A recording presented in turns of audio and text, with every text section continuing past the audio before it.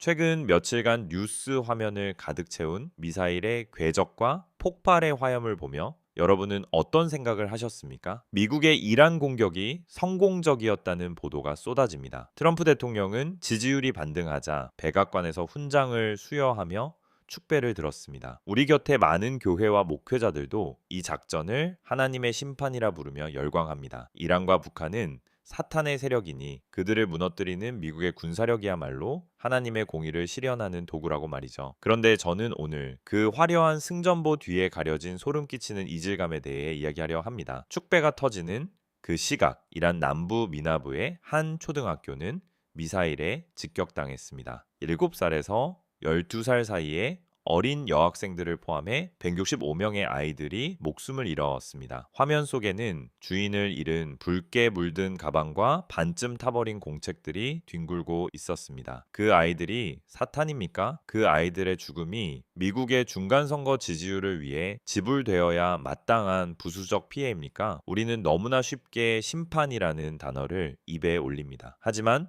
내가 안전한 안방에서 기도를 드리는 그 시간에 누군가의 아이들이 미사일에 찢겨 나갔다는 사실 앞에서 소름이 끼치지 않는다면 우리의 영성은 이미 마비된 것이 아닐까요? 미국 교회와 그를 추종하는 한국 교회의 일부는 트럼프를 기독교 가치를 수호하는 방패 혹은 정치적 메시아처럼 떠받듭니다. 힘으로 악을 누르는 그를 보며 대리 만족을 느낍니다. 하지만 질문해 봅시다. 우리가 믿는 메시아는 누구입니까? 성서의 예수는 온 인류를 구원하기 위해 스스로 죽음의 자리로 내려가신 분입니다. 타인을 심판하기 위해 칼을 휘두르는 분이 아니라 타인을 살리기 위해 대신 칼을 맞으신 분입니다. 그런데 지금의 교회는 대신 죽는 신학을 버리고 대신 죽이는 신학을 선택했습니다. 제국의 안녕을 위해 타자의 희생을 당연시하는 팩스 아메리카나 미국에 의한 평화를 팩스 크라이스트 그리스도의 평화라고 착각하고 있습니다. 예언자의 광야를 떠나 권력의 궁궐 옆방에 자리를 잡은 교회는 이제 권력이 휘두르는 폭력에 하나님의 뜻이라는 세례명을 붙여주기에